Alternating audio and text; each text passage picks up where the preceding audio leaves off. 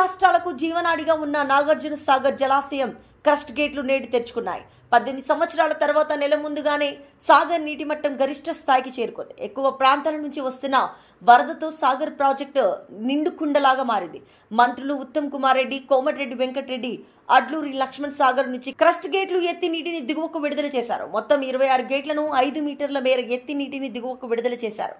Spill వే గేట్ల ద్వారా 2,04,048 క్యూసెక్లో నీరు విడుదల అవుతున్నాయి.